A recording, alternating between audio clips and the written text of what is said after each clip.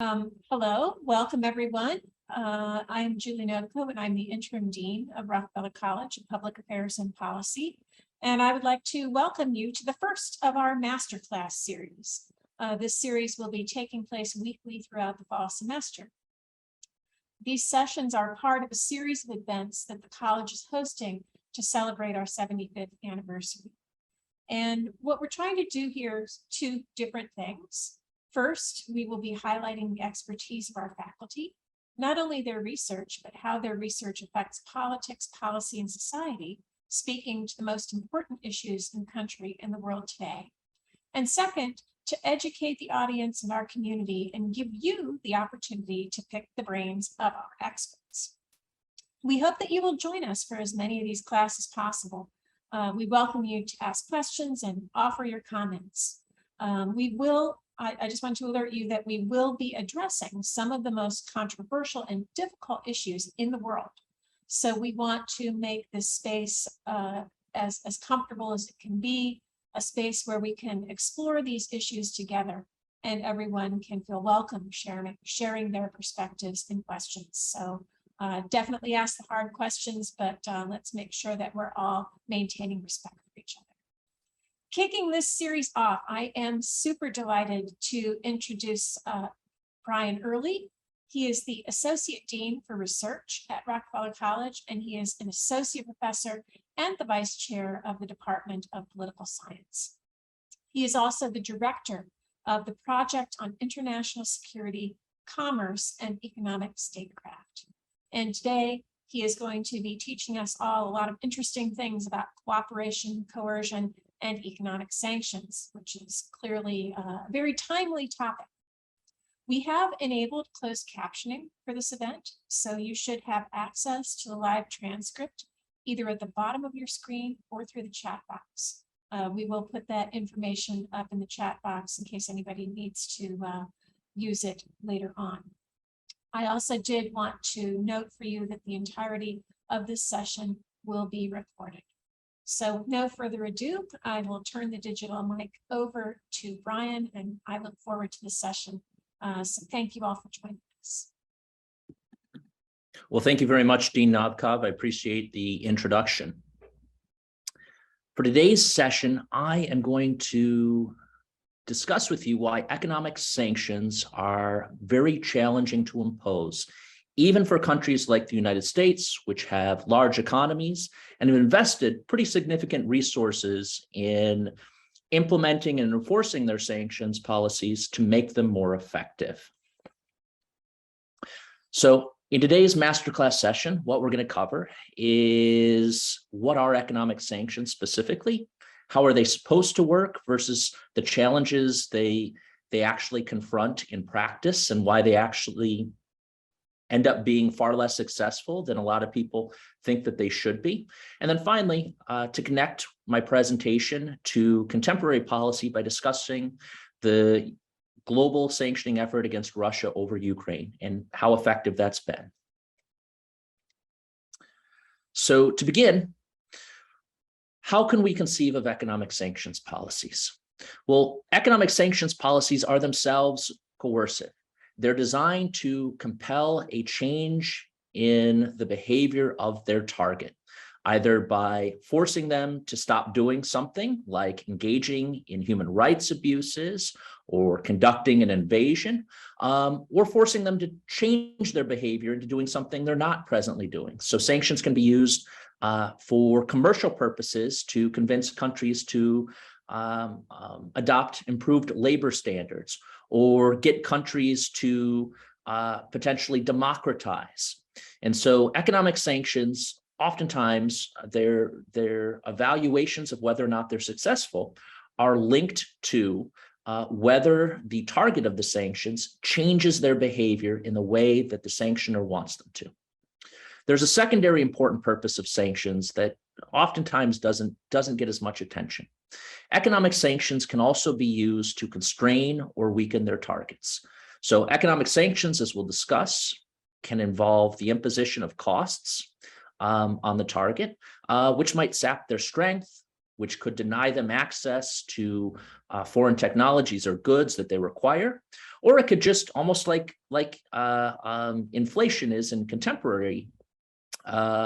contemporary U.S. economy, make things significantly more expensive for sanctioned parties to try to acquire, or make it just harder for them to do and more costlier for them to do business. And I think it's really important, although we think of economic sanctions as foreign policy tools, that in practice, they're really a very disruptive and intrusive form of government regulation. How economic sanctions operate in many cases is in affecting firms and individual citizens' ability to engage in international commercial transactions.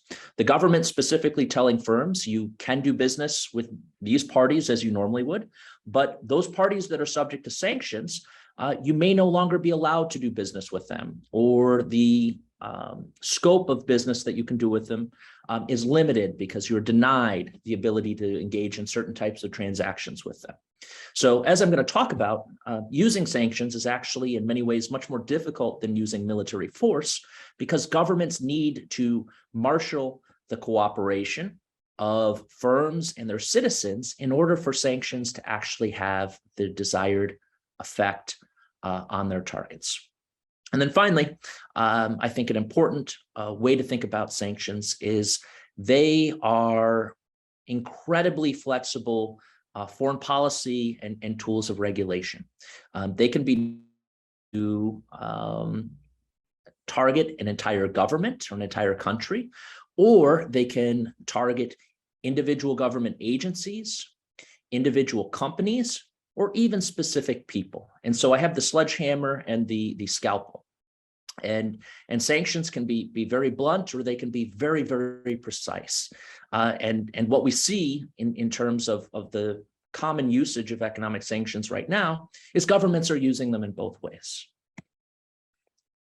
So here are some of the specific types of economic sanctions that are commonly employed by governments. We see financial sanctions, which in particular the US government relies upon a lot, given the United States role as an international financial leader and hub for international transactions. Arms embargoes, those are particularly common in their use in a multilateral setting, like the UN Security Council, the European Union, and also the United States. They get used frequently when parties are in the midst of either a civil war or an international conflict. We see sanctions that apply to imports and exports to countries that have been subject to sanctions. We see restrictions on investment. So companies can't invest in another country, build a factory, for example, in another country due to sanctions. And then finally, one of the sanctions that operates a little bit differently are foreign aid sanctions. And unlike the more commercially oriented sanctions that I just noted, foreign aid sanctions involve governments requiring or their agencies to cut off foreign assistance to particular parties. And so that operates by a little different logic, because governments have the ability to directly impose sanctions on foreign aid. And that's actually a type of sanction that the US government uses pretty prevalently. And it is actually pretty effective for the US when it does. And this is one of the ways in which US foreign aid actually gives the United States a lot of diplomatic and foreign policy leverage over its relationships with countries around the world. And then finally, some of the more scalpel type economic sanctions are things like travel restrictions, financial sanctions on individuals, or the freezing of their assets in US financial institutions, for example, or finally putting on blacklists like the specially designated nationals and list, or SDN list, and blocked persons list that the US uses also pretty prevalently, as we will see later on in the presentation. So how are economic sanctions supposed to work? Well, the logic of economic sanctions is that by applying economic costs and disruptions to a target, that you can put enough pressure on whoever that target is, whether it's a company or an individual or an entire government, to force them to change their behavior. And so specifically, sanctions can harm the economic welfare of those they target by denying them markets to sell their goods, taking away access to their foreign held assets, harming the overarching economy in which their businesses are operating. They can deny access to high value goods and technologies. And so this is where sanctions overlap with export controls. And so one of the key things that the US and other governments have done in the case of North Korea and Iran, and now more recently Russia, is try to deny those governments access to technologies and goods that could contribute to their missile and nuclear programs, as well as their conventional military programs. They can sap the strength of their targets' governments through lower economic performance and having to provide assistance and aid to their citizens to help them weather the sanctions. And then finally, sanctioned parties tend to be much more risky to do business with. And so firms that are still willing to do business with sanctioned parties normally charge them a risk premium in order to do that. And so what's striking is that economic sanctions as a foreign policy tool only have been found to achieve success against their targets, making them change their behaviors specifically, only around 10% of the time to upwards of maybe 34% of the time. The 10% of the time is when the UN Security Council gets involved in imposing sanctions. And the 34% of the time tends to hold pretty steady for most of the 20th century. Some newer research suggests that when the United States uses financial sanctions, the percentage of success might be somewhat higher. But overall, even when you have governments like the United States imposing sanctions, less than half of the time, and sometimes considerably less than half the time, those sanctions policies don't end up achieving their goals. And so I'm going to talk about now why that is. So why do sanctions fail? Well, this is a topic that I've written an entire book about. It's called Busted Sanctions, Explaining Why Economic Sanctions Fail. And so we're going to talk about just some of the key elements of why sanctioning efforts aren't successful. The first one is that economic sanctions are efforts at changing their target's behavior. In some cases, with policy objectives that are really, really significant. Things tied to national security, things tied to convincing countries to give up their nuclear weapons programs, goals tied to forcing a regime change or forcing a government to democratize or maybe to stop democratic backsliding. And so using economic tools alone might not be able to generate significant enough costs to actually change their target's behavior. That for them, it's better to bear the cost of sanctions than it is to make concessions. The second key problem with sanctions is that they're fundamentally often is a level of distrust or sometimes insecurity in the relationship between the country imposing the sanctions and the country that's targeted with the sanctions. And this insecurity might make it difficult for the targeted country to make a concession to the sanctioner because it's afraid that the sanctioner will take advantage of that concession. Similarly, the target country might be afraid that even if it makes the policy concession, the country that's imposing the sanctions might not actually provide the promised relief in sanctions or might exploit that scenario. So when we look at the recent decision by former President Trump to withdraw from the nuclear deal with Iran because President Trump said he wanted to get a better deal with Iran. Part of the challenge is once that deal was broken unilaterally by the United States, the Iranians have very little reason to trust that a deal brokered with the United States, if they sign another deal would be maintained if there was a change in the presidential administration in the 2024 election, because many of the Republicans say that they would not support an Iran nuclear deal brokered by Democrats like President Obama or the deal that President Biden is currently working on.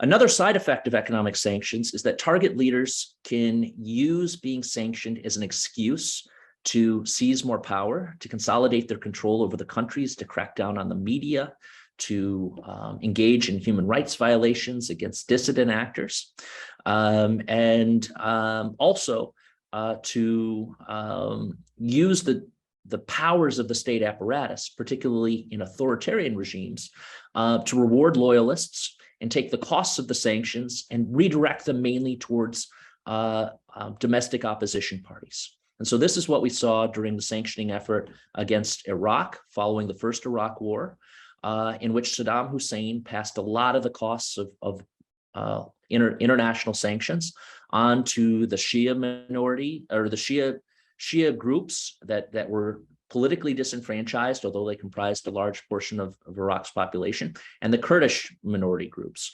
while sheltering or providing state-based resources to the loyalists within the regime. Another reason why sanctions fail, and this is where a lot of my research comes in, is that the sanctions don't actually impose meaningful costs on the target. And this is a pretty important concept that I want to present in comparison to the other reasons that sanctions fail. In order for economic sanctions to be effective, to achieve their coercive goals, they have to be impactful. They have to actually hurt the target's economic welfare. But even if you are successful at harming the target's economic welfare, that doesn't mean those costs will necessarily lead to policy concessions for the reasons I mentioned before. But so we should think of imposing costs as a necessary condition for achieving coercive goals, but not necessarily a sufficient one. And so there are a number of reasons why sanctions aren't effective at generating costs for the target. The first can be if a sanctioner's own companies don't comply with their government sanctions. And so let's take the US, for example. You could have US firms that are finding ways of circumventing American sanctions by simply continuing to trade with the parties that have been sanctioned, by moving some of their businesses overseas to other partners and continuing to trade with parties doing sanctions, through finding foreign intermediaries or middlemen in other countries that'll consummate the transactions. So instead of trading directly with Iran, for example, US companies would trade products to companies in Dubai or Singapore, and then those recipients would go ahead and re-export those products to end users in Iran. And so you can have a domestic set of firms not complying with sanctions. You can have foreign governments that are providing aid or assistance to sanctioned countries. So if you go back to the Cold War, one of the reasons why US sanctions against Cuba failed was the Soviet Union provided massive amounts of assistance to Cuba. Similarly, the governments of China and Venezuela have also aided Cuba after the end of the Cold War. And then you can also have just foreign firms operating elsewhere around the world that undercut sanctions. They aren't necessarily legally obligated to comply with the sender's sanctions, and so they view them as a lucrative opportunity to trade with the sanctioned party when, let's say in this example, U.S. firms cannot, so they don't have U.S. competition. And finally, there can be a lot of illicit trade networks that form. So in the case of North Korea and Iran, they've both developed a lot of effective underground or illicit smuggling networks that help them continue to do trade or continue to acquire products, even though sanctions should restrict their access. And all these things can help the target's economy adjust to the costs of sanctions more effectively, so that while the sanctions are still hurting, they're overall much more bearable. And so this is a little chart that took me the majority of my time to develop for you in putting together this presentation is kind of a visual aid of where cooperation and coercion are involved in imposing sanctions. And so this is the title of my speech. So if you're the US government, you need to have a number of other parties working with you to make your sanctions effective. As I noted, if you want to have foreign governments join you and make your sanctioning coalition larger and more powerful, you have to find ways of either enticing their cooperation through diplomacy or convincing them that the objective you're pursuing is important. And in some cases, you might have to twist their arm. You might have to threaten them. You might have to link their cooperation on sanctions to maybe other policies in order to get their cooperation. But research, and my research has shown that coercing foreign governments is actually pretty hard to do. You're much better off of finding the particular sanctions issues where there are commonalities and shared interests, and working on developing cooperative relationships in those cases, as opposed to going around and trying to twist the arms of other governments to get them to fall in line for sanctions they fundamentally don't agree with. In the same way, if foreign governments do join your sanctioning coalition, they have to convince their own firms, the foreign firms, to participate in the sanctions. And many governments don't have a lot of bureaucratic capacity to actually support that effort. On the US side, the US can bypass other governments and either try to directly compel foreign firms through threatening them or making their ability to access US markets or use the US financial system contingent on their willingness to comply with US sanctions policies.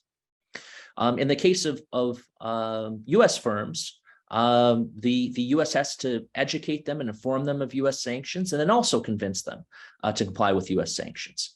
And when I was writing my book on US sanctions policies, predominantly through the 20th century and into the beginning of the 21st century, the US government was actually really bad at convincing its own firms to comply with sanctions, because the US effectively had very weak penalties and did not have an effective strategy for convincing firms that they would really be subject to significant enforcement action if they failed to comply with US sanctions. And so if the US is successful, then we can see disruptions or denial of the red dotted lines of maybe foreign aid relationships between foreign governments and the US government, and the US can do that directly. That's the easy one for the US. But then also disruption of foreign business with a sanction, with the target of sanctions, and disruption of business between US companies. And that's how you actually make sanctions on a target herd. And so to do that, I mean, you need cooperation and you also need coercion to make the coercive policies of sanctions against targets work. So this is not a straightforward singular arrow from the US to the sanctions target like you would need in the case of military action. It's really much more complicated when you try to use sanctions as a foreign policy tool to actually translate those policies on paper into real costs that are experienced by the target of sanctions. And so just very, very quickly, I want to leave plenty of time for questions. US sanctions are implemented by the US Department of Treasury's Office of Foreign Assets Control. And the US imposes more sanctions than any other government in the world, even in compared to any other international body in the world. And it's not even close. And part of that is that part of the challenge then is that OFAC is still a relatively small government agency that's got this vast regulatory responsibility to actually implement and in many cases decide who gets sanctioned on behalf of US law and statutes. And then once it's identified, in this case, individuals and companies that belong on sanctions lists, it's responsible for gaining the compliance of both US firms, domestic firms, and then also foreign firms that might be subject to requirements to comply with US sanctions. And so before approximately 2008, 2009, OFAC only had very, very weak enforcement powers. It could catch violators, but it couldn't impose very significant fines. There was new legislation, new reform passed by Congress that was very, very successful in enabling OFAC to impose much greater penalties. And what we saw, particularly during the administration of President Obama, is that OFAC began imposing sanctions that ran in the tens and in even some cases hundreds of millions of dollars against companies, particularly foreign banks that were involved in helping the targets of U.S. sanctions evade those sanctions. And so OFAC was very successful kind of as a turning point then in deterring firms, both domestic and foreign, from undercutting U.S. sanctions. And so just to give you a sense of the scope of OFAC's responsibility, this data is a little bit more limited, but I think it is important in showing the difference between using sanctions as scalpels versus sanctions as sledgehammers. The lower number is sanctions against foreign governments, that's in black, and the light gray, much higher numbers, are sanctions against individuals or companies. And so those are individuals or entities that get placed on the U.S. SDN list, which are a list of targeted sanctions that the U.S. maintains. And here's the cumulative, and I think this is really telling. Just from 2000 to 2021, just over 2 decades, what we see is the total number of people on U.S. sanctions lists go from 900 to over 9,000. So think of the mandate of being responsible for managing all those additions and then making sure that companies around the world are actually following through on not doing business with each of those actors anywhere they might be in the global economy. Here's another map. I mean, by some accounts, I mean, if you look at this map, I mean, the U.S. has sanctioned well over a third of the countries in the world in some way, shape, or form. Obviously, I mean, Russia and Belarus are primary targets of contemporary sanctions, but all across Latin America, Africa, the Middle East, and even some countries in Europe and Southeast Asia are subject to economic sanctions. So when we think about the breadth and scope of U.S. sanctions policies, they're truly a policy that has global. Again, it makes it challenging to monitor and enforce those policies. So what are the key challenges? It is very difficult for the U.S. to obtain cooperation for foreign governments across all of its sanctions policies because it is sanctioning so many different countries. And many different countries don't want to necessarily pay the costs of having to have their companies comply with sanctions. They want to be able to trade with the targets of U.S. sanctions. And so they don't agree to cooperate. And in those cases, like I said, it's very difficult for the U.S. government to change their mind.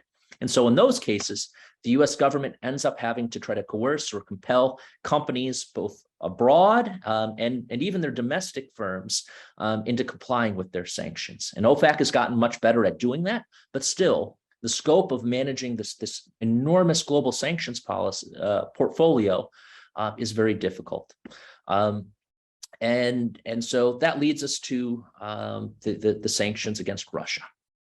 So one of the things that I think is really important for everybody to consider, keeping in mind the context I've just provided, that the U.S. effort to create a multilateral sanctioning coalition against Russia immediately after the invasion was truly a remarkable diplomatic feat. The United States got countries in Europe, it got countries in Asia like Japan and Taiwan, all working together to impose sanctions on Russia at a speed and at a scope that I think is truly unprecedented. Those sanctions involved financial restrictions. Those sanctions involved sector-specific sanctions on imports of Russian goods, but also exports to Russia of dual-use commodities that could be used as as ways of contributing to Russia's military programs, as well as kind of high-value goods that might be needed to support Russia's aviation sector or high-value manufacturing sectors. And these sanctions, especially the export sanctions, have actually been pretty potent. They've really harmed Russia's ability to rearm itself and are really starting to constrict Russia's manufacturing sector, as it's not able to get the foreign manufactured components that it needs for some of its high-value goods like microchips. And there's a slow breakdown that often occurs in the ability in manufacturing equipment. So even if Russia wants to build new factories to build stuff that sanctions are denying to it, it can't buy the foreign equipment that it needs to operate those factories. And so these are really starting to bite. The financial sanctions had an initial disruptive impact, but their effect is working more slowly because Russia has access to continued oil and natural gas sales, which are bringing money into the economy. But even on the financial side, Russia has imposed really stringent capital controls, so difficult for money to leave the country. And in some cases, savings interest rates upwards of 19 to 20%. So Russia's currency has stabilized, but it's very costly for Russia to keep the value of its currency up.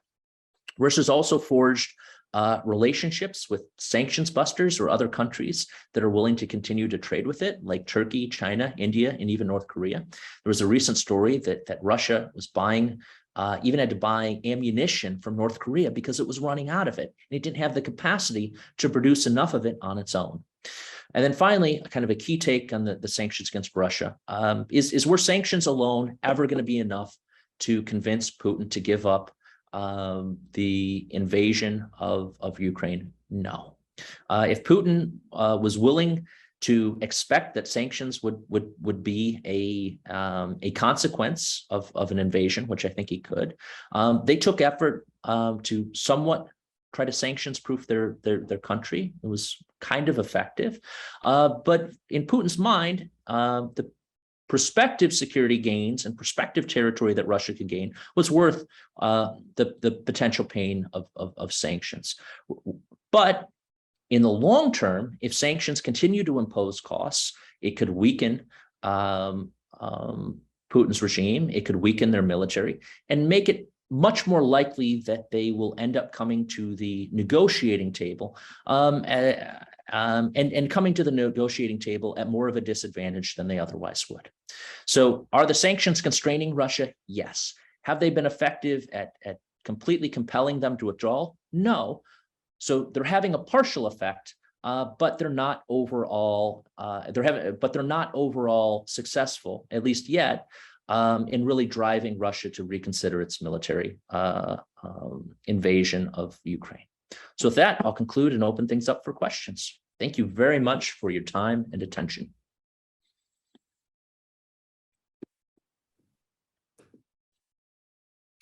All right, and I see we do have a few questions coming in through the chat.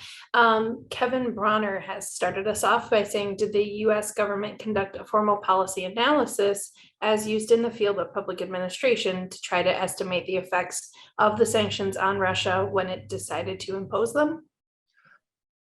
In my view, they did probably conduct a pretty detailed type of analysis of what the prospective effects of the sanctions will be. When you look at the sanctions that were rolled out by the United States and Europe, that initially were effective in neutralizing some of Russia's policies that had taken to try to build up, for example, currency reserves, when the US government froze those currency reserves so Russia couldn't use them. It clearly had some idea of the actions that Russia was preparing to take to try to make itself protect itself from sanctions and try to counter them. And this is actually, I would say, one of the instances where the US thought out its sanctions in much more depth than I think they have in some cases in the past. So I would say the US was in this case much more attuned to the potential consequences and how they could implement more effective sanctions against Russia than, in comparison, the US sanctioning effort against Venezuela during the Trump administration, where there didn't necessarily seem to be a clear motivating logic of how you impose sets of costs that actually would achieve a transition in Venezuela's regime and do so in a way that would impose pretty widespread humanitarian suffering on Venezuela's population. But I'm not sure if they use the exact parameters that somebody with a degree in public administration would use, but I know that they did do I think a pretty thoughtful analysis in that case. There was also a question I received in advance about the use of digital currency with respect to the effectiveness of sanctions. And I would say that digital currencies potentially have a role in evading sanctions, but not as much as you might think, at least initially. And part of the reason why is that a lot of international transactions are conducted or cleared in US dollars.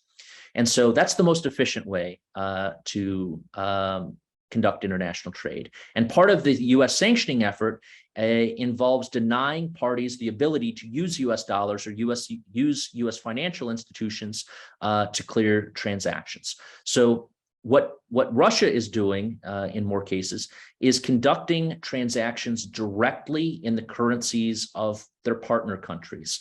And these don't need to be digital assets. So conducting direct transactions with China in China's currency, conducting direct transactions with India in India's currency.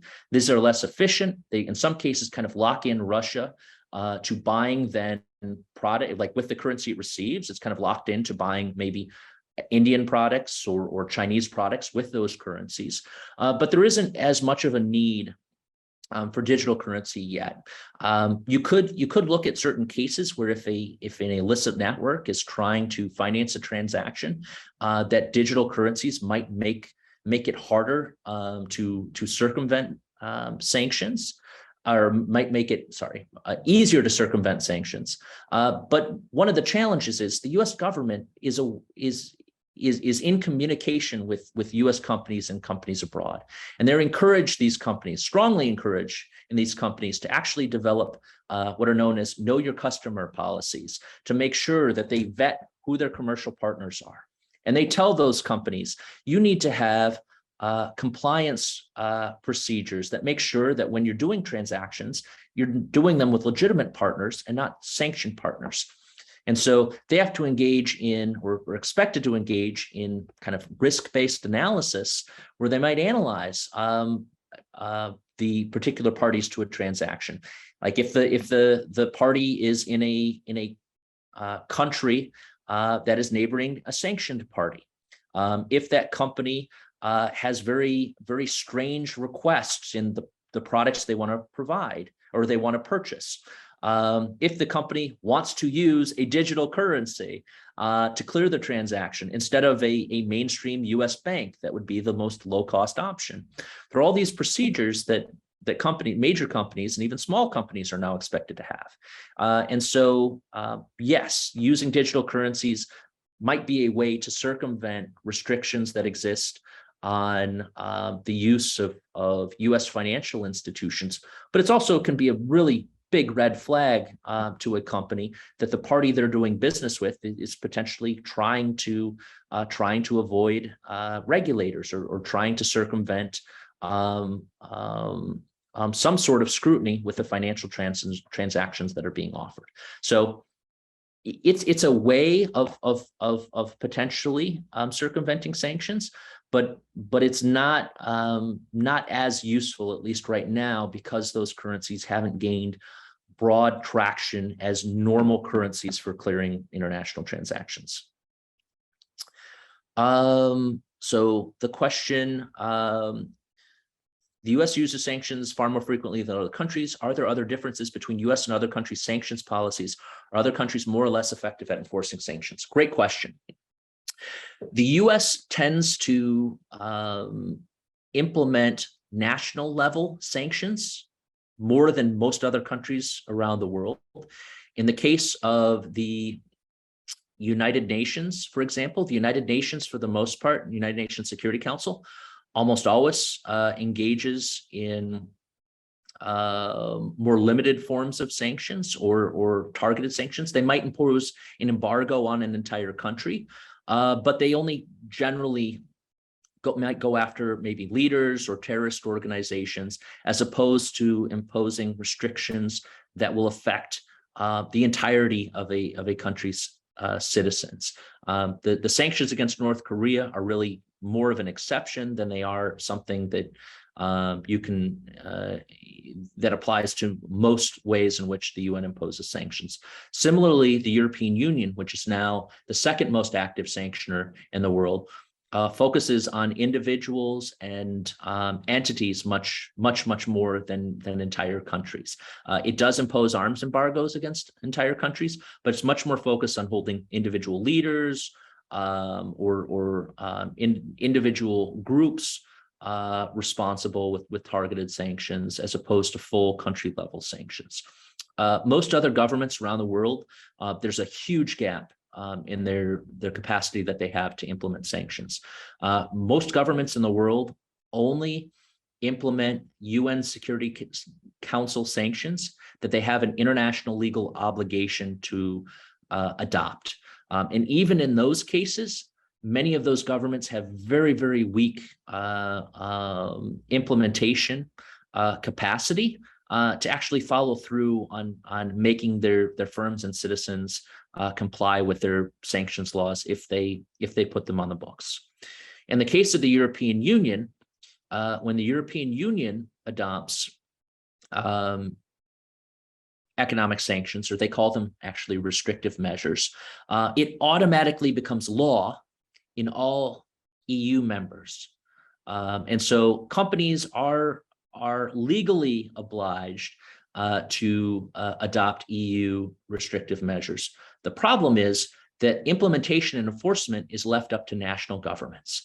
And there's significant variation across Europe in the ability and capacity of governments to do that. Before the United Kingdom left Europe, they were one of the countries that was most proactive in implementing economic sanctions.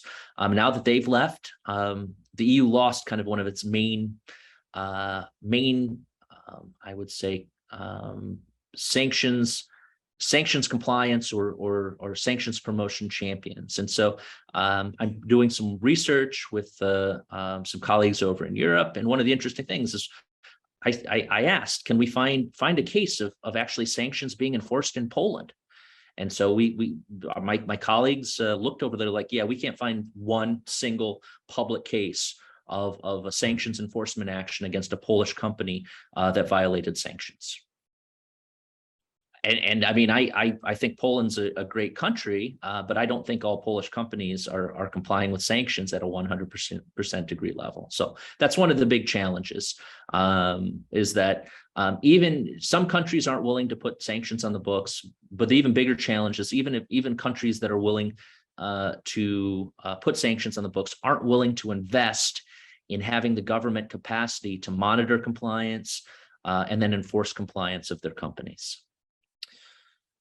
Question from Andy. When the U.S. applies sanctions or seizes assets or money from individuals or corporations, for example, Russian oligarchs, what happens to the seized assets? Are they placed in an account for return? That's a good question. I would say that in some cases, the assets are seized and frozen, and they're put in kind of government control until the sanctions are lifted. In some cases, assets can stay there for a very long time. There was a big issue with seizing the Taliban's assets once the Taliban took control of Afghanistan. Afghanistan had money that was in U.S. bank accounts, and the U.S. froze those assets when the Taliban took over. And so it's been a big question in the United States of whether or not, let's say, the victims of 9/11 who actually sued the Taliban in court and won a court case that they never thought they'd get the money from, would they have access to the money that was frozen from Afghanistan in the accounts? And thus far, the Biden administration has, I don't think they've allowed that to happen.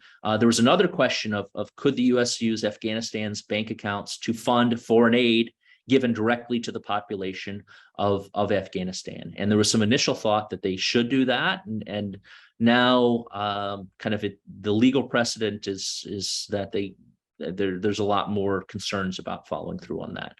So normally the money is just kind of held until the sanctions are restricted. It's harder to take that. Now, there's a difference if there's sanctions over narcotics trafficking, so the Kingpin Act.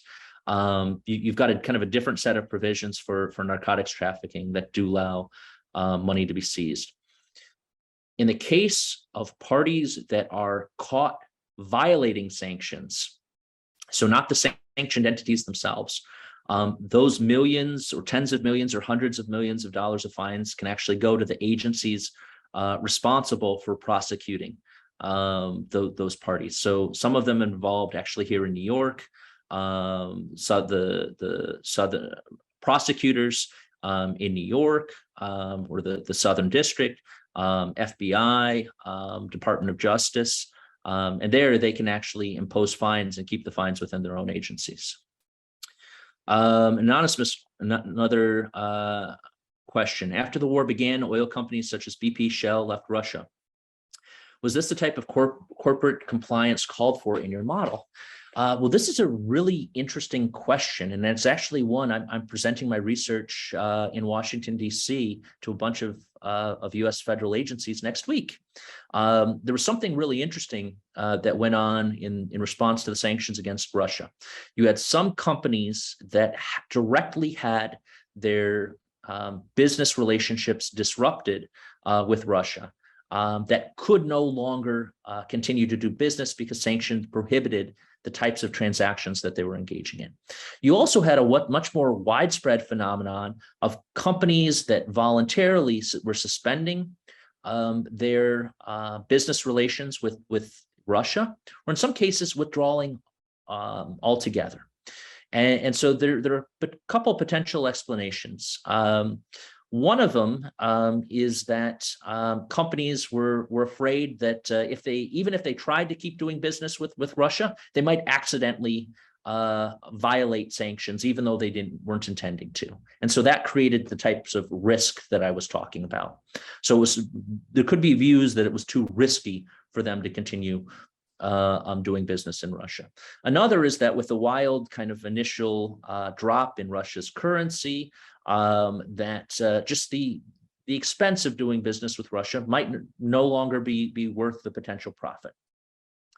The third explanation, and this is actually the one in Russia that in the Russian case that I find more compelling, where you had countries voluntarily agreeing to align themselves with sanctions or withdraw or suspend their business when they didn't have to, is that they did it for positive public relations, that companies were really concerned that their reputations would be tarnished, particularly with the heroics that were displayed by Ukraine and President Zelensky's amazing kind of social media campaign that sought to really highlight that Ukraine was being victimized by Russia and that Russia was the aggressor acting with bad intention, and that many companies were voluntarily withdrawing or suspending their business from somewhat of a concern about the profitability, but much more because their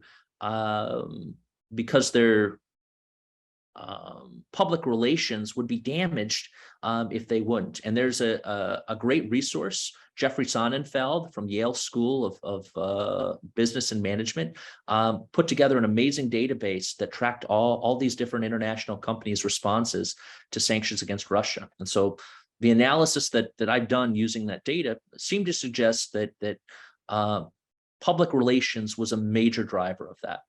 So it was compliance an issue, certainly, but OFAC hadn't really mobilized yet in terms of of being able to kind of fully assess compliance of companies. And many companies made the decision to withdraw as a part of this broad public relations campaign pretty quickly in the first 4 to 6 weeks after the invasion. A lot of companies made their decisions to withdraw, and the public relations pressure played a large role in that. Next set of questions. Do you anticipate other sanctions by the US against Russia? What types and what additional levers could be pulled? I think there are some. I mean, we've imposed a level of sanctions against Russia that are kind of unprecedented against a fellow great power, but there still is a lot of space to continue imposing sanctions. We haven't cut off ties with all banking institutions in Russia. We haven't necessarily cut off all types of potential commerce that could be cut off in terms of import and export sanctions. And I think there's a lot actually in terms of enforcement that the US government could do. So some of the most potent sanctions against Russia have been sanctions that overlap with US export controls on dual-use technologies that have both commercial applications and military applications and tend to involve high-value, sophisticated goods. Those have been really hard for Russia to obtain because the US has been effective in convincing countries in Europe, countries in East Asia that like Taiwan that produces really advanced microprocessors, not to sell those products to Russia. But you potentially have leaky points like the People's Republic of China. And so one of the things that's going to be very interesting is how much pressure is the US going to put on Chinese recipients of US technology to make sure that they are not, in turn, reselling those products to Russia. How much pressure is the US going to put on other countries around the world that might be tempted to violate US sanctions and import US technologies and re-export them to Russia at a huge profit? What Russia is probably doing right now is the same thing that Iran and North Korea did, is developing kind of underground or low profile efforts at evading US sanctions by reaching out to companies around the world and seeing if they'll continue to do business with it. And if so, kind of what can they get? How much will they charge? And kind of figuring out, once again, how do you survive? How do you make US sanctions and multilateral sanctions bearable? By having the cooperation of the EU, Japan, South Korea, Taiwan, there are a lot fewer markets for those products. But China is a huge producer, and all of those countries, like Europe, the European countries and Asian countries, still do business with China. And so I think kind of the key area is how much is China going to be a leaky sieve for products continuing to make their way into Russia, and if that proves to be a pretty significant conduit, what is the U.S. willing to do to try to cut that conduit off? And I think that's going to be maybe tough. Now, China's shown less of a less involvement in doing that right now than we might have expected. But it's not clear about how much of that less assistance is just on the public side versus maybe there are things going on in a more clandestine way that we don't know about, and how much is China going to maybe feel pressure to save its erstwhile ally from a really humiliating defeat by enhancing the amount of assistance that it's going to provide to Russia. So I see China as being a key pressure point.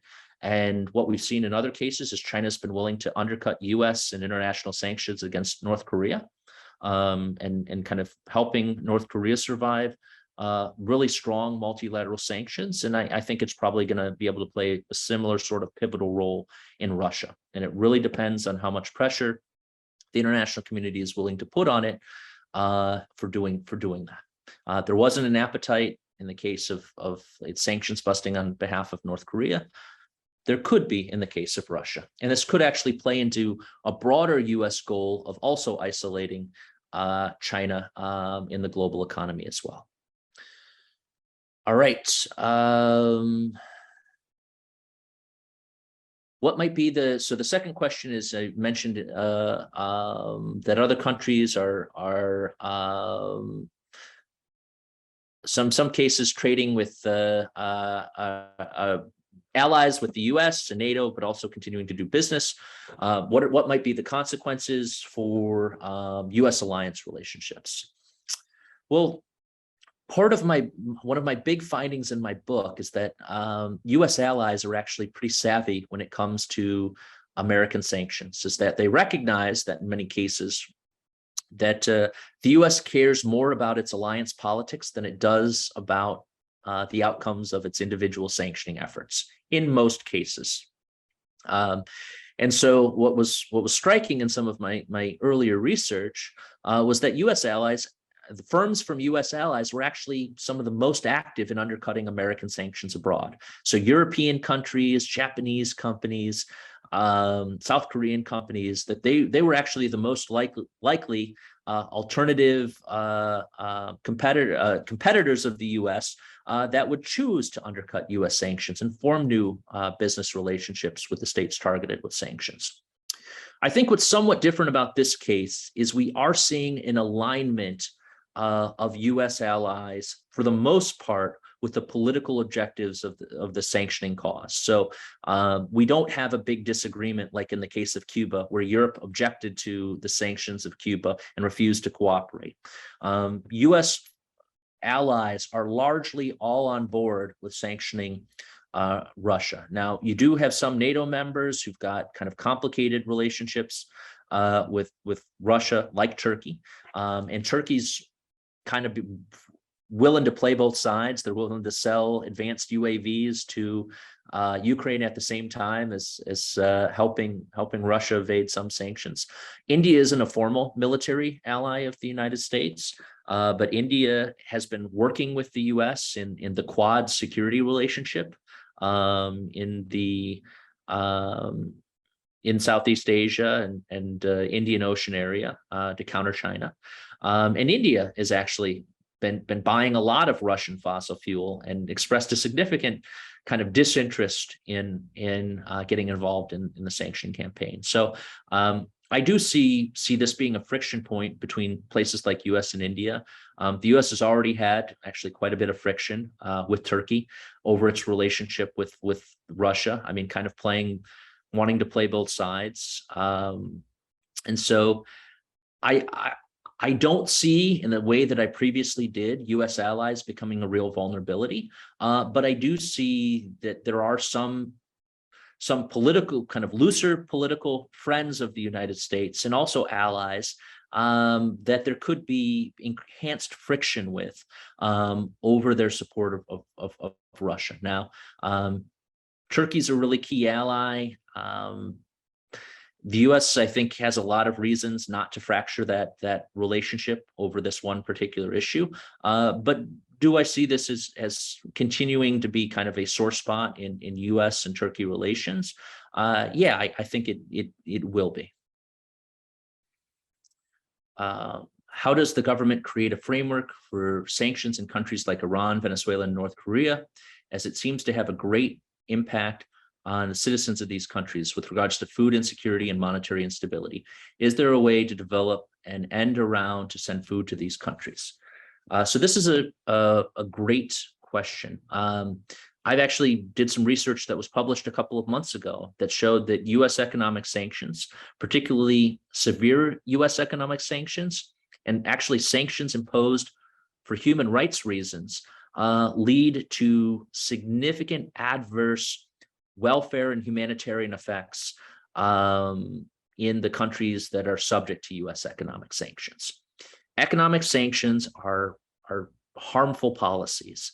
They erode the rights, they erode the social safety net, they erode access to healthcare, in some cases food, and the targets, they hurt the economies. So severe US sanctions are associated with really adverse effect on their targets' populations. There are carve-outs for humanitarian purposes. There are carve-outs in being able to provide food, medicine, and medical equipment to sanctioned countries. The difficulty of those carve-outs, even though they're allowed, is that applying for these licenses that give you these exemptions is somewhat difficult and expensive to do. And even if you're willing to do that, you need to find oftentimes partners like banks to facilitate those transactions. And so if you're a bank that is really concerned about getting punished for OFAC for violating US sanctions against Syria or North Korea or Iran, you might just have a blanket policy of, we're not going to do any business with Iranian entities or Syrian entities or Afghan entities.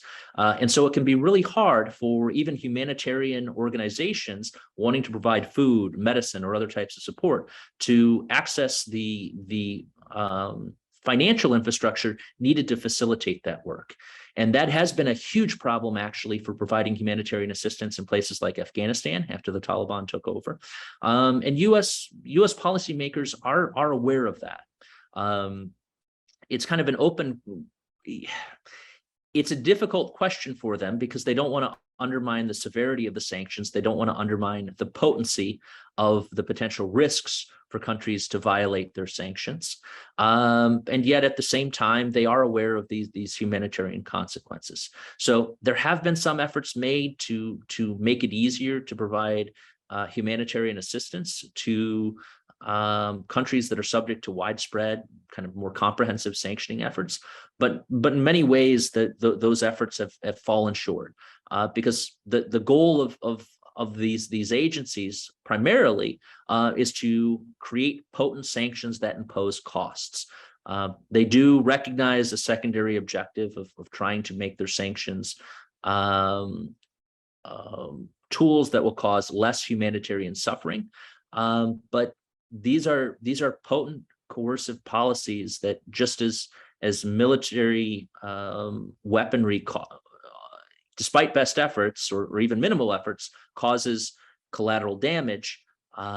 There has been an acceptance, at least in the U.S. policy circles, that sanctions, especially ones that are designed to be severe, are going to have that level of collateral damage. And so, as American citizens, as people who are concerned about when U.S. policies harm innocents abroad, I think this is one of the reasons why the U.S. should be more restrained in its use of sanctions, and one of the reasons why Americans, and not just foreign NGOs and the UN, who call out the United States on these issues, should put pressure on the U.S. government to try to adopt more humane sanctions policies and try to at least minimize kind of a knee-jerk reaction that policymakers often have to use sanctions as a policy of first resort, as opposed to policy more of a last resort in responding to foreign policy challenges, because the consequences of these policies can be so severe.